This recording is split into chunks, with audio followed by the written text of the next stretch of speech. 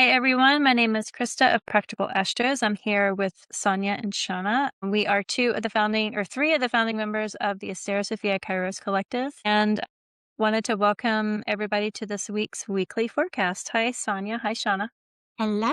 Thanks for being here. So we don't have much to talk about, and there's three of us. We're going to mostly talk about this one transit.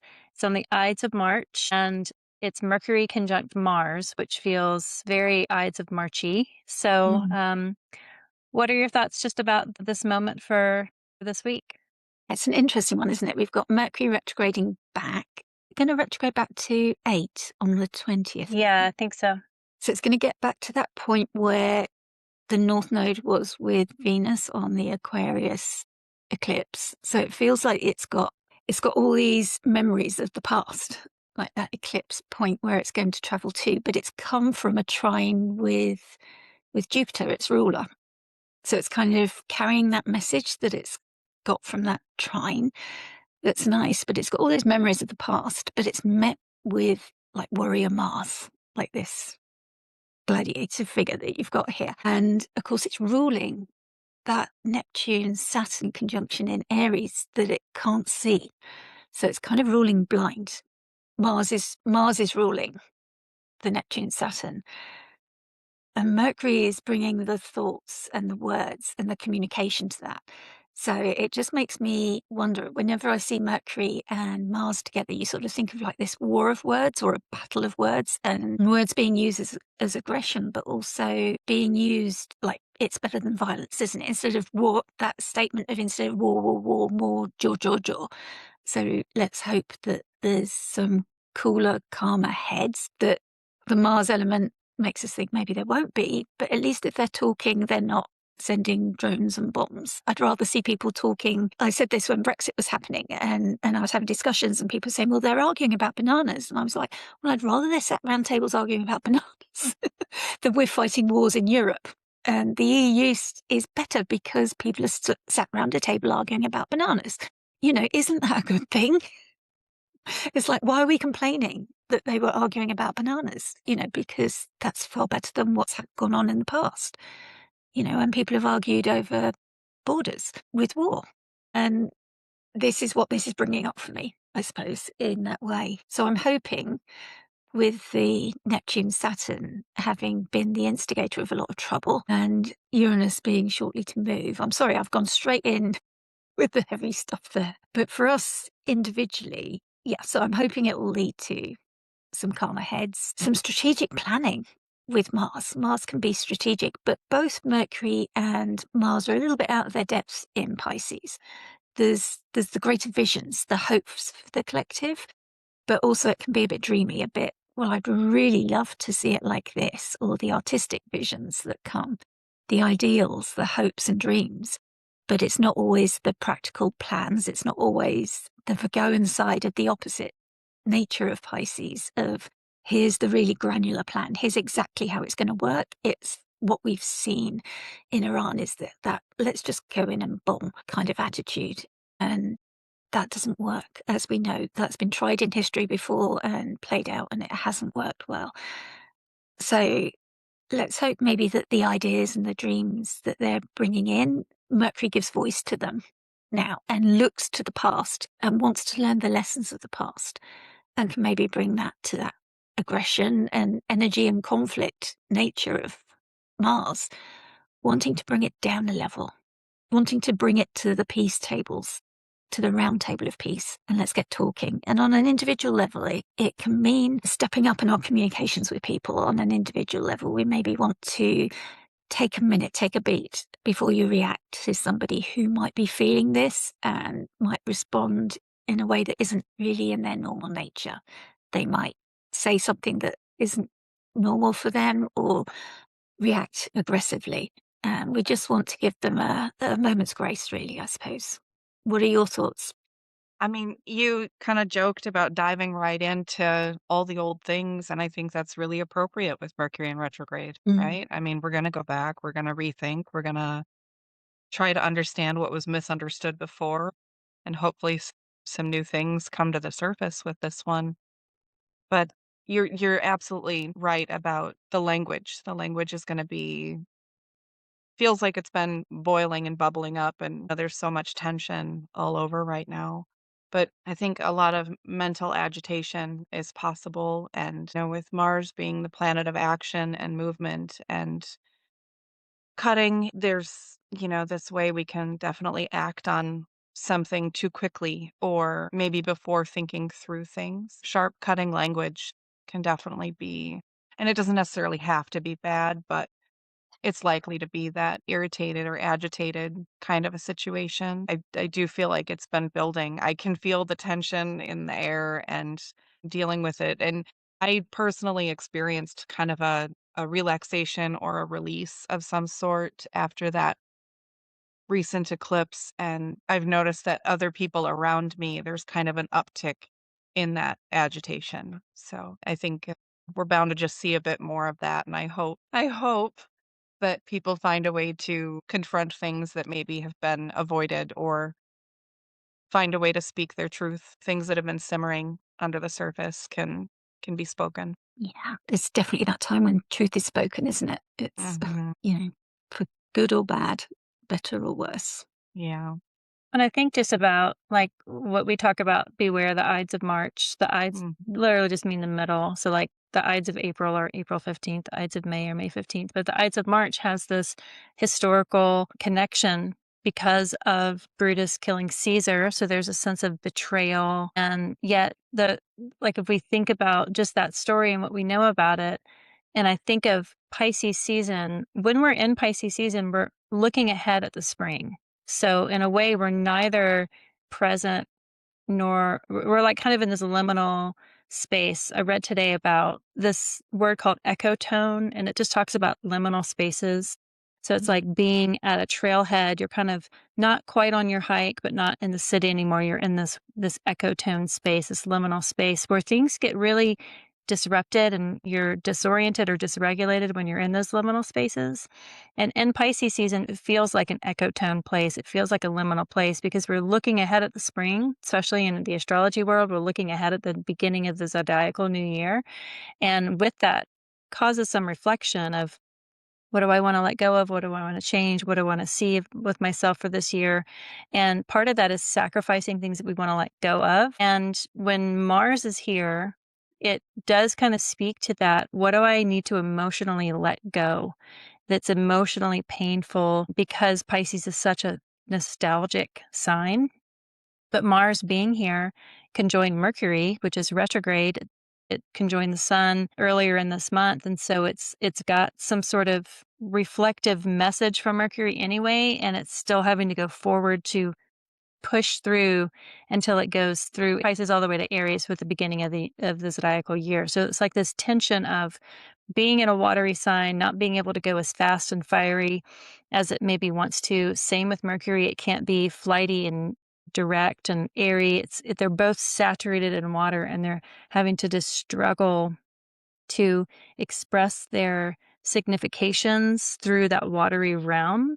And it involves nostalgia and reminiscing. And part of that means like letting go of things so that you have better speed and you can make more momentum and make more changes. And with that comes collateral damage of hurting each other's feelings and being maybe mean to other countries. I think that we should name this episode like the War of Bananas because it just feels like I would much rather be talking about bananas than every other thing. So it's like this. If we think of the sign of Pisces, it's two fish swimming in opposite directions. So we have this pull towards movement, towards the future, and this tug of movement towards the past. And that's kind of with Mercury retrograde and Mars forward.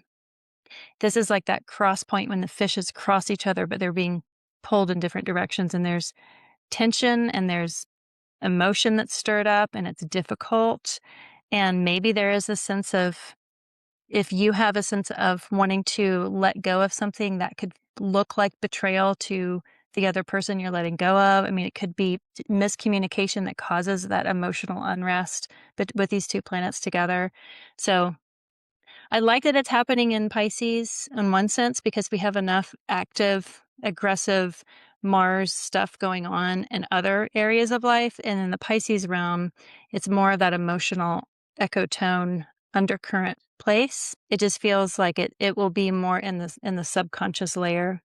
The new moon in Pisces happens 3 days from now, and I think that new moon will also be colored by this moment here. So yeah, those are just my thoughts on it. It's nice to see that the ruler is direct at last, isn't it? Jupiter in Cancer.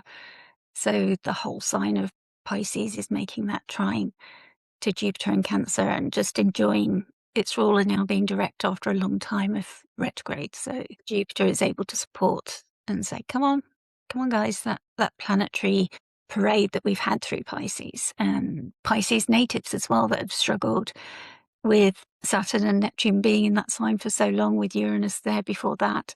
And now finally they're sort of free of all of that, and they've just got this Mars transit, and then I guess Uranus will finally begin to square it when it moves in April. But they can now enjoy that last time of Jupiter being direct and the benefits that will flow from this trine from Cancer through to Pisces. Yeah, and speaking of letting things go, this is the next chart we're going to talk about, because this is the unofficial last weekly forecast that we're going to be doing.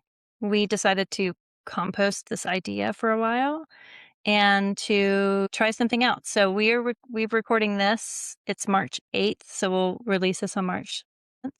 And this will be the last weekly forecast and this sort of incarnation. You know, with the Tower card, it's about things that have been built up, and then you want to release them to see kind of what new things form. And when the Asteri Sofia Kairos Collective first came together, we came together on the Sabbats. We had little workshops and newsletters, and we really focused on the seasons. And that's what astrology is in some level, is like a study of life through seasons. And so we're going back to that, and we don't exactly know what that's going to look like. We'll still do video. It'll be a video format. We'll make little shorts of some of the more prominent transits for the weeks, but we aren't going to do these weeklies in the form that we've done it. And that's why there's 3 of us here, so that we can all kind of speak to that a little bit. And we want to invite the audience to share what they think that we should do. We don't want to take something away that is useful to people. But we're a tiny channel and we are busy people. And so it comes with juggling what we think people find useful and what actually is useful.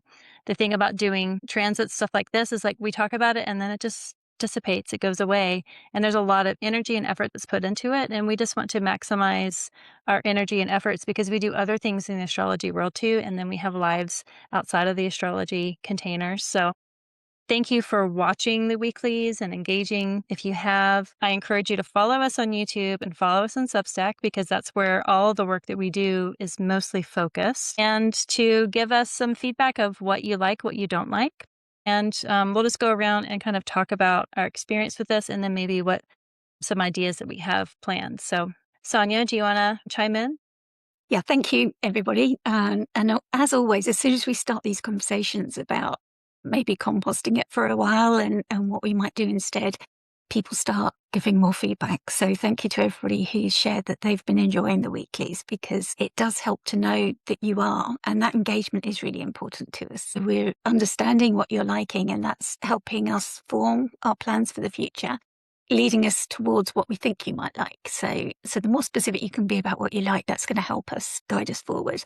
I'm going to be focusing mainly on astro meditation, because that's my jam. And this like wheel of the year is kind of following the movements of the sun through these thresholds and gateways. So I'll be preparing an astro meditation for this movement of the sun through these places.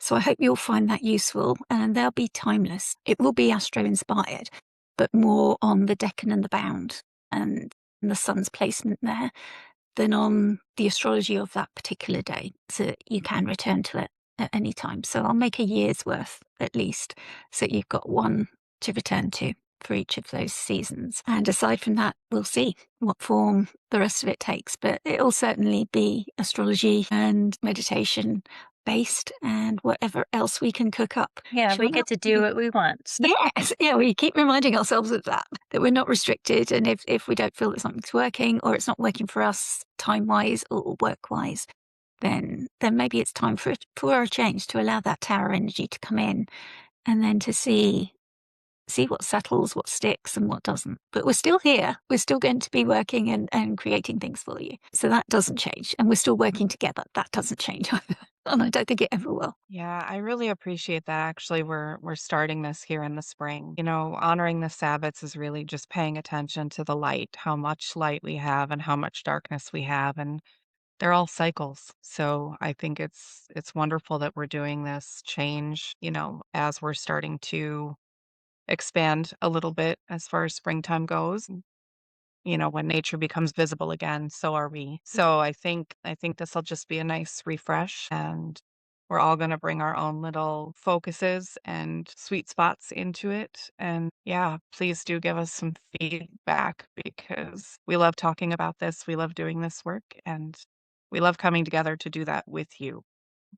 Yeah, some of the ideas that we've thrown around were because we did get some responses from people that we did tell that earlier on that we were going to be composting this idea, and they were like, well, I really like the weeklies. And, you know, Mandy Ray and I do a whole month forecast. And so we might take clips from that and kind of insert them for weeklies. Our plan is to get together on the Sabbats and talk about the astrology ahead. But instead of talking about 6 weeks worth of astrology, maybe you're into listening to that. You know, I mean, we definitely do listen to very long podcasts, but we also might clip some of those out for just to be like little clips here and there. And, you know, 2 to 3 to 10-minute long sections of larger conversations. So that's another thing.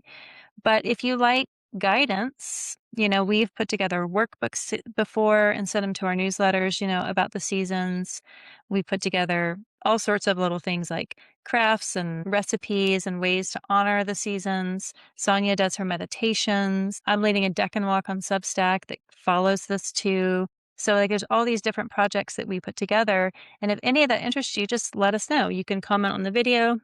You can message us on Substack and just let us know what you would like because we're doing this as an expression of our astrological practices, but it's, you know, we don't want to just be speaking this out into a void. If there's an audience to hear it, then great, we will continue this work in this kind of container. And we want it to be a little bit more collaborative. So just share your thoughts, you know, what you think of. And we're still going to be doing this, and just the way that it looks like is changing.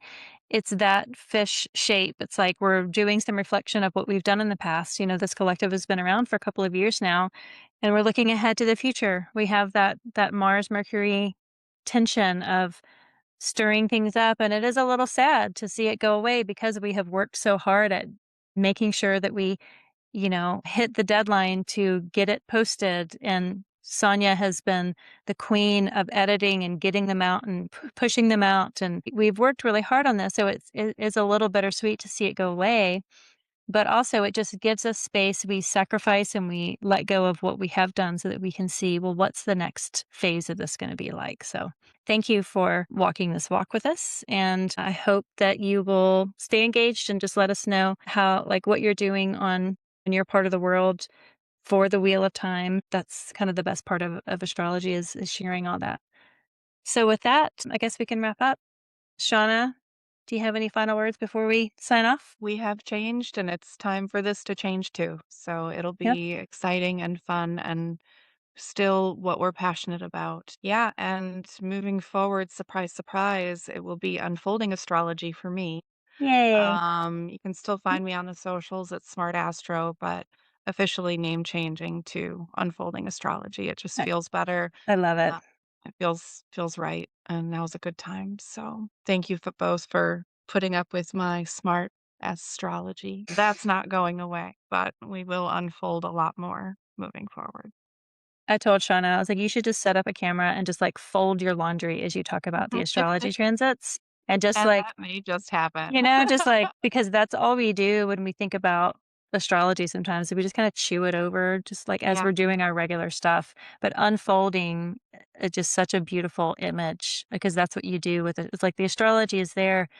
You just see the revelation by revealing it, by flipping the unwrapping. page, Yeah. unwrapping it. Yeah. There's layers and layers that you can go into. Mm-hmm. There's rabbit holes. Endless. Yes. Yeah, it's a beautiful name change for you, Shauna. Thank Congratulations. you. I love that for you. Sonia, do you have any last words before we sign off? Yeah, just that I've really loved the the work that we've done and what we've built with the weekly forecast. It's been a joy doing it. It really has. But yeah, I think you have to notice when it becomes a duty and a chore and speak that. And I think that's what it was starting to become for me. So it was time to recognize, okay, it's becoming a bit too much. It's pulling me away from other things that I needed. The timeline of the editing and the uploading and everything was just becoming a little bit too much for me. So yeah, it was time to speak that. And thank you both for your support in making these shifts that were necessary. So I really appreciate it. But I've really enjoyed so much that I've learned doing it. It's been such a, you don't want to use that word journey, but it's been so great for my astrology and for sharing astrology and for just talking about astrology in front of the camera. It has been great. And just thank you to everybody who's listened to us, because it was just us talking about astrology. It was really just that recognition that we talk about it anyway, so why not share it with other people who might be interested? And lo and behold, we were stunned that other people were. So thank you, each and every one. And thanks to all the guests that came in and kind of guest hosted, and just all the support that everyone gave. I mean, the way that Sonia was talking about it becoming a chore, to me, like, that is the tower energy. Is like you spend a lot of time building something because you care about it and you want it to succeed. But then sometimes that success just gets to be, it feels like more of a burden than a product of pride if it's just habitual. And I think about, Mars corresponds to the tower in Tarot. Mars finds its joy in the sixth house of like just that daily grind. And so to release all that Mars energy, to release all that energy of what we do with these weeklies, we get to just disperse it into new things, and then new things get to sprout from all of that dispersed energy. So I'm looking forward to unfolding astrology. I'm looking forward to the evergreen meditation videos on the sun's journey. And I guess we'll wrap it up for here. Thank you everybody for listening. If you want to stay tuned after this, we're going to tack on about a 20-minute tarot reading I gave for the Pisces new moon that's happening on the 18th. So we won't have a weekly forecast for the 18th, but you can listen to the Pisces new moon for the rising signs. And then we'll be back at the end of the month with some sort of form of astrological forecasting, talking about the season. Around the 20th is when the sun goes into Aries. That's Easter, that's Ostara, and that's the turning of the wheel. And so with that, I guess we will sign off. Thank you, everybody. Thank you, everybody. Hi, everyone, and welcome. My name is Christa of Practical Astros. I'm here for the Asteri Sofia Kairos Collective. I'm going to do some rising sign tarot readings for the Pisces new moon happening on March 10th. So we're going to start with Aries. For Aries, this new moon is happening in your 12th house of hermitage, solitude. It can be a little bit of a mental headspace, someplace that maybe you seek some refuge, some sort of restart in the shadows of the mind.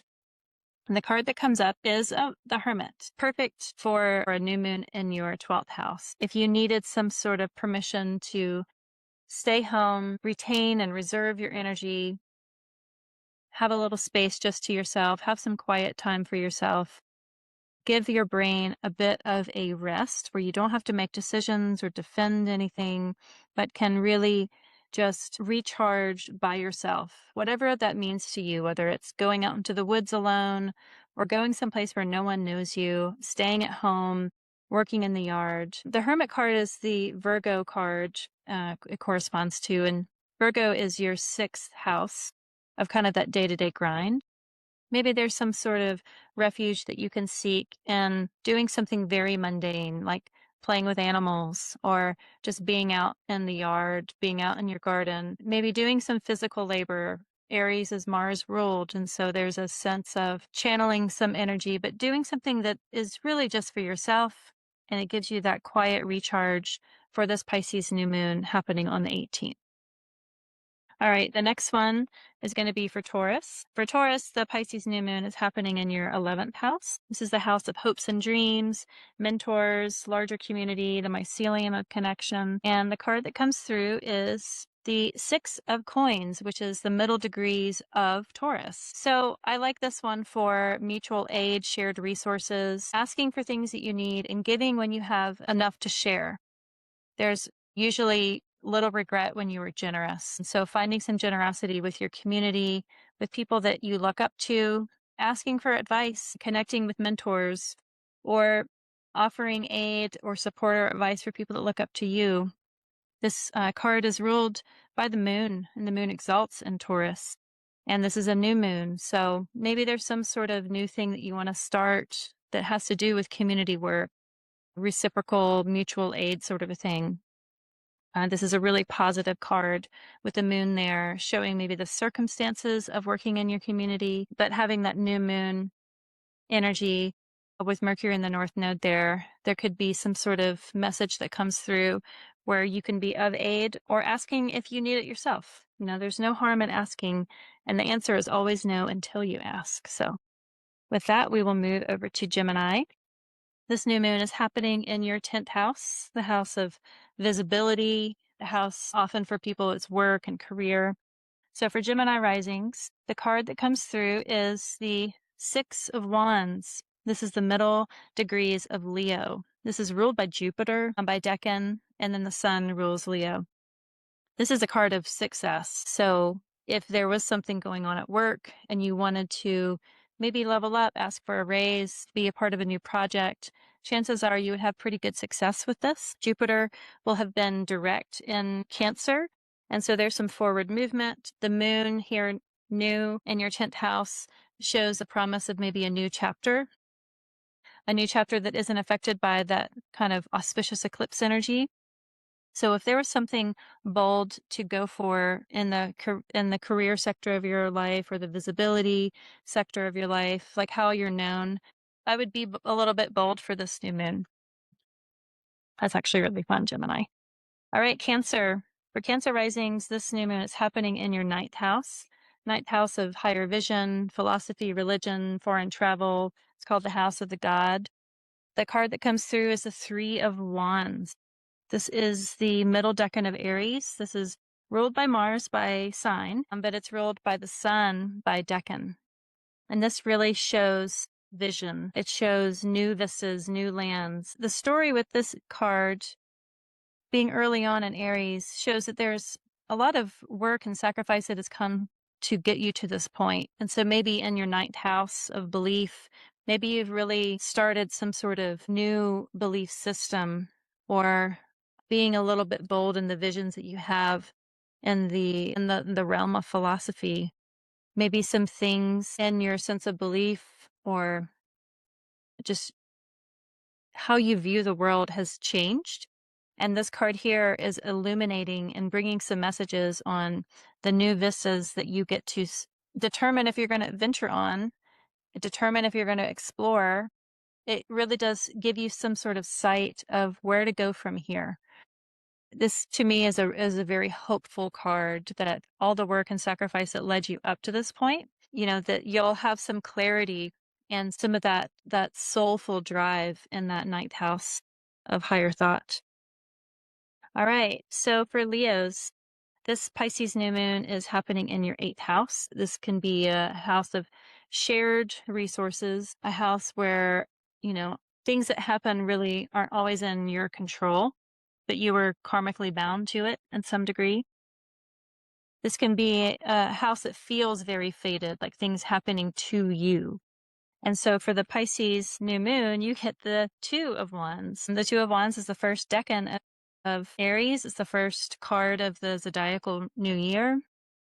We're going to be starting Aries season pretty soon, just a couple of days after this new moon here. And so maybe this is just the vision of the springtime for you. With the new moon happening in your 8th house, this is a house of how you are bonded to other people through fate and through karmic connections, and maybe just having some clarity on, your own agency with the people that you were connected to. It is also a very hopeful card, being that first decan of Aries, but it's ruled by Mars twice, Mars by decan, Mars by domicile. And so there's a little bit of drive and agitation. Maybe with this Pisces new moon and with this card here, just gives you a little bit more agency so that you don't feel like things are happening to you, but seeking what sort of agency you can have in situations that maybe you had just surrendered to before. Say there's a large family discussion of what to do with a piece of property, or who is going to take care of an elder in your family. and you let other people have the conversation because you didn't feel like your voice really needed to be heard. I think this card encourages you to share your vision, speak your voice, and be a part of that conversation.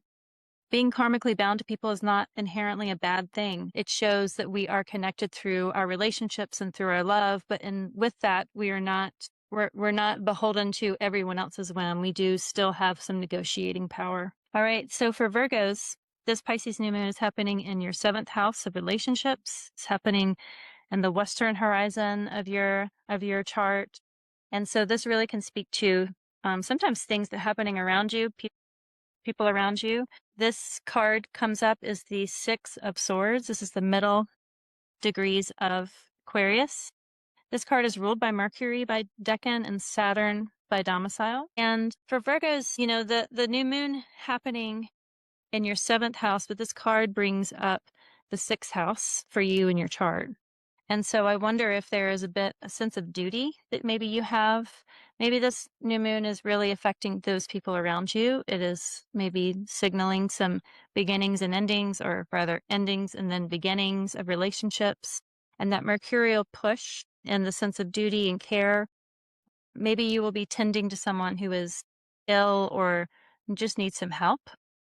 I think this new moon could be just a place where it's not necessarily about you this time, but your role in helping others. And so Virgos have a really beautiful sense of service.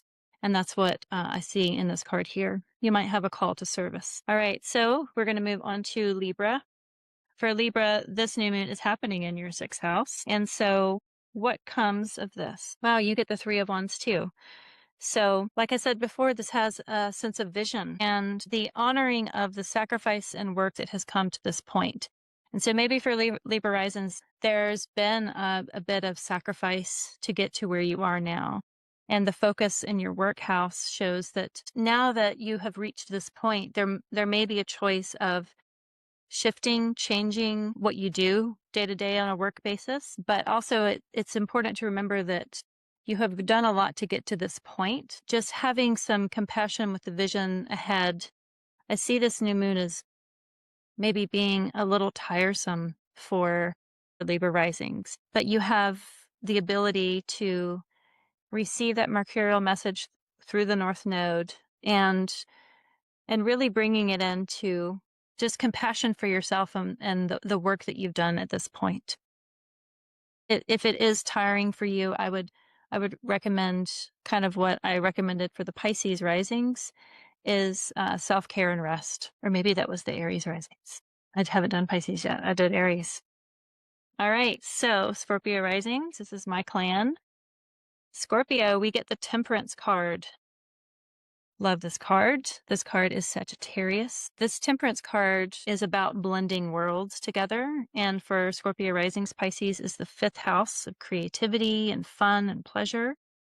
And this new moon for Scorpio risings being in the 5th house and then this card coming through suggests that maybe you should blend some worlds together and have fun with it. Be the mad scientist in an art studio. Be a little bold and adventurous, even just with the pleasures of food and joy in children and craft. I think this is a really sweet alchemical card happening in the 5th house of creativity. Now that Saturn has moved out of Pisces, moved out of that creative house, just having the freedom to kind of have some more space around the creative realm. And this new moon, being this first new moon without Saturn there, just feels a lot lighter. And now that Saturn isn't there, keeping things a little bit heavier, having the Temperance card, having that Sagittarian energy and having that blending alchemical energy of many worlds coming together between those 2 cups as being an invitation to just play. Love that for us Scorpio risings. All right, we're going to go to Sagittarius risings. This new moon is happening in your 4th house of home,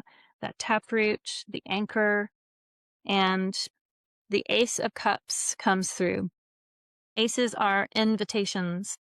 It is like a hand of God coming out and saying, here you go. What do you want to do with this? All of those little dots that are on it, they're called yads. And it's like this expression of energy that comes out. The cups correspond to elemental water. They can be that creative realm, that emotional realm. If things have felt heavy and maybe restrictive in the fourth house of home for Sagittarius risings, having this invitation for some new, fresh burst of water, this new emotional overflow, the invitation is to start something new. Pisces new moon, having Mercury in the North Node down there in that fourth house and having this Ace of Cups come and say, here you go, try this. I see this as kind of quenching some thirst for Sagittarius risings in the sector of the home, of just some sweetness, some new invitation for that watery realm. All right, so moving to Capricorn risings, this is happening in your third house. The moon rejoices in the third house, and so this new moon in Pisces in Capricorn is happening where the moon likes to be. So third house can be siblings, it can be local community, it's a house of locality. And the card that came up was the Four of Coins. This is the third decan of Capricorn. This is ruled by the Sun by decan and Saturn by domicile. And so this is bringing you the character in the story, the rising sign for Capricorn risings and the third house. So what sort of play do you have between you and your community, or you and your siblings, you and your sisterhood, you and your close friends, maybe revamping or deciding to take on a new role? The Four of Coins has this sense of banked wealth. Like you have so much to bring to your local community, so much to bring to your friend group. And maybe this new moon will be an invitation, or the circumstances will be that you were kind of called to be a new character. I like this just to give confidence to the Capricorn risings that you may find yourself in a new position of power within that third house theme. So, all right. Let's go Aquarius rising. Aquarius. So this Aquarius rising, the new moon is going to be happening in second house. And wow, that is gorgeous. We get the 10 of Cups. The 10 of Cups is where the new moon is happening. And so hopefully this is a new invitation or a new cycle, a new beginning of an uneclipsed new moon in your second house of skill, resources, money. Are you going to be learning something new? Are you going to be going to a workshop or meet someone that can help you out in that area of skill? Are you going to start a new job or get a new contract? You have this auspicious card saying that there is so much to gain from this auspicious new moon. So I think of all of them, just subjectively, Aquarius risings with this Pisces new moon in your second house and getting the 10 of Cups, you win. But let's go to Pisces. So Pisces, this is happening in your first house. This is your new moon. We have Mercury conjoin the North Node in this first house, but the North Node is far enough away where it's not going to eclipse you. So what can you begin? Look at that. Okay, so the moon corresponds to Pisces and the Golden Dawn correspondence. So one, we have the moon card, which is Pisces. We have this sun and moon, which looks like an eclipse anyway. It looks like a new moon. This really is just anchoring that you and the character in your story for this new moon, the message that comes through during that time is really for you. So maybe it's just a personalized message for every single Pisces rising. There's nothing external, or there's no addendum or adornment or filigree or accent that needs to come through. That this Pisces new moon is fully, unconditionally for you.